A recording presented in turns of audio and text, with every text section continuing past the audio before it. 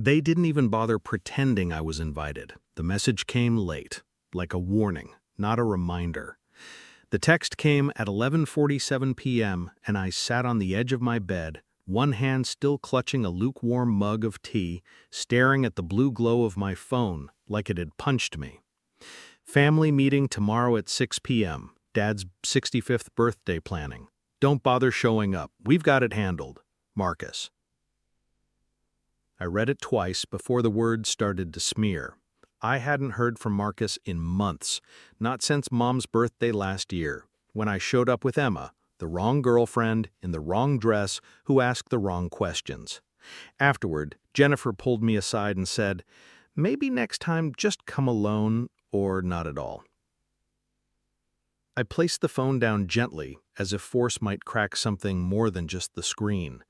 Then I just sat there in the quiet, staring at the nothingness in my studio apartment, the chipped paint, the second-hand lamp, the sink that always dripped no matter how many times I fixed it. Outside, the city buzzed like it always did, alive, uncaring. The next day, I told myself I wouldn't go, but at 5:50 p.m., I found myself standing across the street from the house I grew up in. They'd redone the porch. It had fairy lights strung around the railing, glowing soft yellow in the fading daylight. Through the open backyard gate, I could see the long outdoor table was already set, fancy paper lanterns, wine bottles sweating on the linen. My brother was at the head of the table, talking with that easy kind of confidence that always made him seem taller than he actually was. Jennifer was laughing at something her husband said. Mom was fussing with the candles. Dad stood in the middle of it all, grinning, drink in hand, like the king of some carefully curated kingdom. I wasn't in the picture. I hadn't been for years.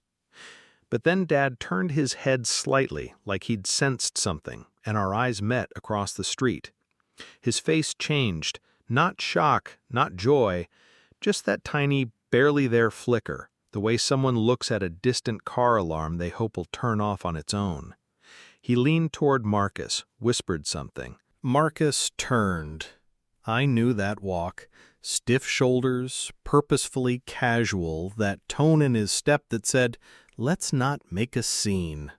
He stepped through the gate, closing it behind him. "Danny," he said, flat. No smile, no warmth, just the name, like a line drawn in dry dirt. "I live 10 minutes away. Thought I'd just see. We already talked, as a family." "You voted?" His jaw tensed. "This isn't about you. It's about Dad. About peace." Peace, right. I looked past him, into the yard. The laughter, the food, the golden hour glow of people who never had to explain themselves. A curated family. A photo waiting to happen. "You could have just told me." He shifted. "You make people uncomfortable, Danny. You don't mean to, but it happens. Dad deserves a calm celebration. No surprises, no emotion." That last word burned. "I'm his son too," I said quietly. He exhaled hard. "You're 32. You work at a hardware store. You bring strangers to family events. You always act like you're on the outside." "Because I am." He blinked. "Look, man, I didn't come out here to argue. Just go home. This isn't your space anymore." The gate clicked shut behind him, and I stood there. I stood there long enough to hear them cheer when Dad made a toast, long enough to watch Mom bring out her apple pie, long enough to feel it. Not just the exclusion, but the normalization of it. Like this had been decided years ago, and I was the only one who hadn't gotten the memo. I drove home with the windows down, like the air might do something to help the burning behind my eyes. Back in my apartment, I stared at my reflection in the darkened screen of my TV. I looked like a man who'd already been erased. I wasn't a failure. I knew that somewhere deep down, but I also knew that success didn't matter if no one saw it. And in my family, if you didn't show it, you didn't exist. I poured myself a drink and sat by the window. And I made a decision I didn't fully understand yet, only that I was done standing across the street, done looking in. Even if I had nothing to prove yet, I was going to find something. I didn't have a plan, not a real one, just the weight of humiliation and a burning need to be somewhere else. The next morning, I woke up with a hangover and a voicemail. "Danny boy, it's Ray, your uncle. I've been thinking about you. Heard from someone you're still stuck working retail. That's no life. Call me back, let's talk." Uncle Ray, Dad's younger brother, the family rebel, the one who left at 18 and never looked back. I hadn't seen him in 10 years. He didn't come to Thanksgiving or weddings or birthdays. Mom said he was unstable. Dad said he chased pipe dreams. But I remembered being a kid and thinking Ray was the coolest person I'd ever met. Motorcycle, long hair, stories from Alaska, Texas, New Zealand. Once he gave me a compass and said, "You don't need permission to go where you're meant to be." I called him back that afternoon. 3 days later, I was driving west. I left the apartment to Emma's sister. She'd been looking for a cheap place while she finished school. I told Morrison's Hardware I needed time. Mr. Morrison just nodded and said, "Come back when you're ready." I packed everything I owned in the trunk of my car, which wasn't much, and drove toward Colorado. Ray met me at a gas station off a mountain road. He looked older, more weathered, but not in a bad way, like someone who'd seen a lot and carried it with pride. He gave me that same bear hug he used to when I was 10. "You look tired, kid. Let's fix that." Ray's company was not what I expected. I thought he'd be working construction, maybe running a small crew. But Mountain Peak Holdings was the real deal. A mid-sized real estate firm that developed sustainable housing, mixed-use spaces, and community projects across the region. He wasn't some cowboy with a dream. He was the guy in charge. "Here's the deal," he said. "You're not a charity case. I need someone I can trust. I'm getting older, and I need someone who sees the world the way I do. I don't need an MBA. I need someone with gut and grit." I didn't know the first thing about real estate. Ray didn't care. He called it boot camp. For the next few months, I woke up at 5 a.m. I shadowed him through site inspections, zoning meetings, budget calls. I carried blueprints. I fetched coffee. I took notes until my hand cramped. At night, I studied. Articles on urban planning, YouTube videos on construction workflows, old spreadsheets Ray gave me to practice reading margins and overhead costs. It was exhausting, overwhelming, and the best thing that had ever happened to me. For the first time in my life, I wasn't being tolerated, I was being taught. 3 months in, I was sitting in a city planning meeting when a man in a blazer scoffed at me. "You're the assistant?" he said, eyebrows lifted. "This isn't a handyman meeting." I looked down at my rougher clothes, my calloused hands, my notebook full of actual research. I started to shrink, the old instinct, the one I knew too well. Don't draw attention, don't embarrass anyone, don't speak. But Ray didn't let me. He leaned forward and said, "This is Danny Morrison. He's the guy who saved your stalled development out in Aspen Creek. So maybe shut up and listen." The man blinked, sat down, didn't say another word. That night, Ray handed me a key. "This is for your own office. You earned it." I stood there staring at it like it was a sword. And maybe it was. I moved out of the cheap motel and into a furnished apartment that smelled like pine and freedom. I got my own business cards. I learned to speak in meetings, to pitch ideas. I discovered I had an instinct for negotiation, not because I was slick, but because I listened, because I asked the questions no one else wanted to. We reworked a failed development into a thriving senior co-housing project. We turned an abandoned mall into a mixed-use arts and retail space. People started listening when I spoke. But I didn't call home, not once. I didn't want to hear Jennifer's cautious judgment or Marcus's passive-aggressive compliments. I didn't want to explain myself. I wanted to exist somewhere where I didn't have to apologize for being me. Then came the gala. Mountain Peak Holdings was being honored by the city. Ray insisted I come. Put on a suit. You deserve the stage, too.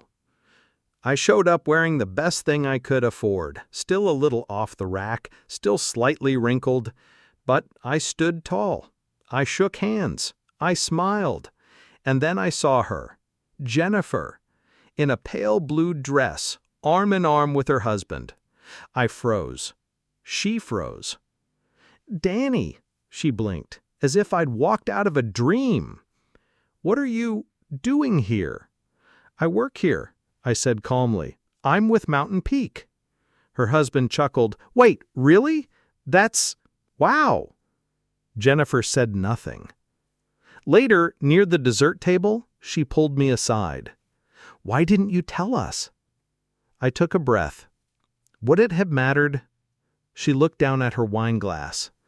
"Mom still thinks you're in that apartment. Marcus says he says you needed space." I nodded. "I did, and I found it." She hesitated. "Dad's birthday is next weekend. Country club, big party. Maybe you should come."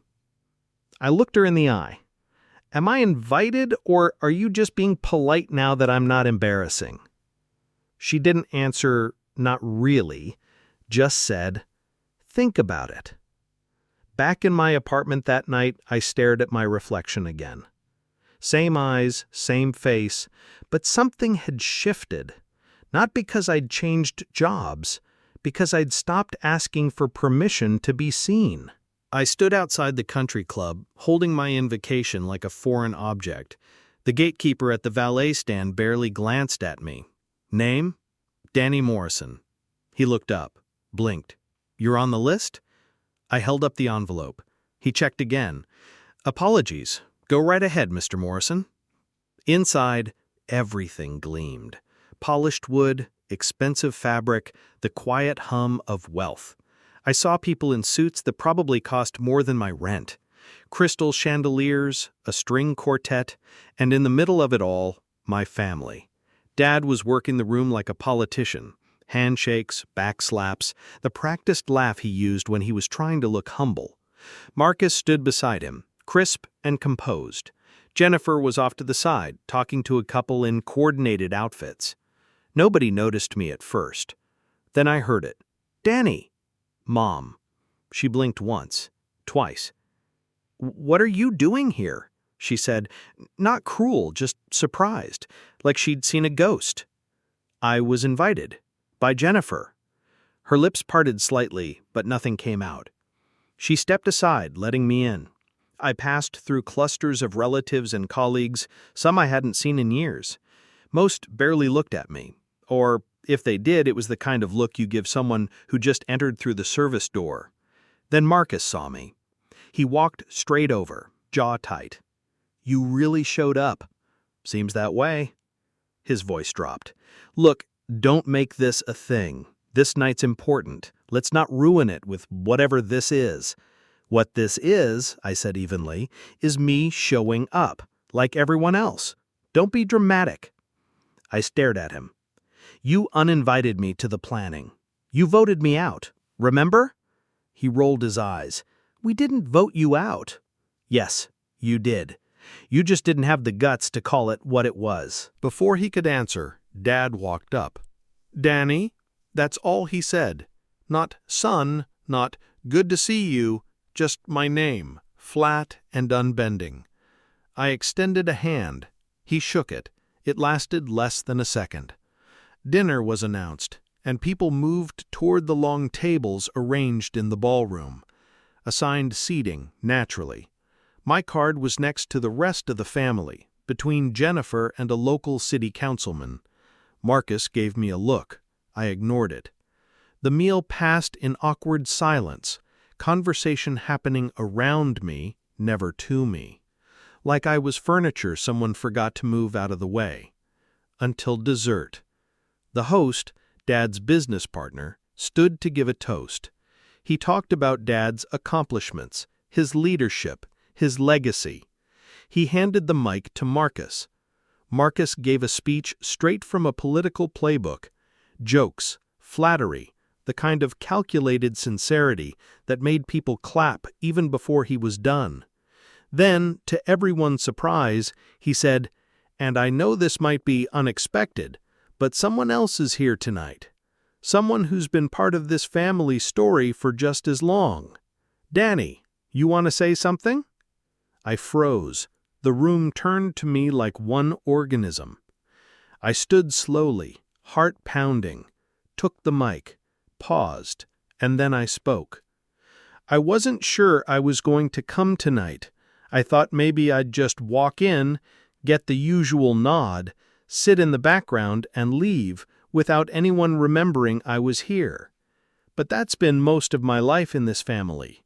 Background, peripheral, the one who felt too much, said too little, got labeled as a problem when really I was just different. And I believed that for a long time, that I was less, that maybe I was the one who didn't measure up. But I've been gone a while now. And I've learned something important. The measure of a person isn't whether they fit in. It's whether they can stand up without needing to. I have a life now, a purpose. People who respect me not because of bloodlines or appearances, but because I build things, real things, things that last. I didn't come here to prove anything. I came here to stop apologizing. So, happy birthday, Dad. I hope it's everything you wanted." I handed the mic back, walked away from the applause I didn't ask for. Outside, the air was cooler, quieter. Jennifer caught up to me near the parking lot. "You didn't have to do that." "Yes, I did." She bit her lip. "I'm sorry we made you feel like a stranger." "You didn't make me feel like one, Jen. You made me be one." She nodded. "I didn't think you'd change," she said, "but you did." I smiled slightly. "I didn't. I just stopped hiding." She hugged me. For the first time in years, it felt real. Back in Colorado a week later, I was on site, hard hat on, going over framing specs for a new affordable housing unit. My phone buzzed. A message from Marcus. "You really built something. Guess I never saw it. That's on me." I didn't reply. Didn't need to. I pocketed the phone and turned back to the crew. "All right," I called out. "Let's get this foundation set right." Because that's what I did now. I built foundations for buildings, for people, for myself. Sometimes the best kind of revenge is living a life that doesn't need one.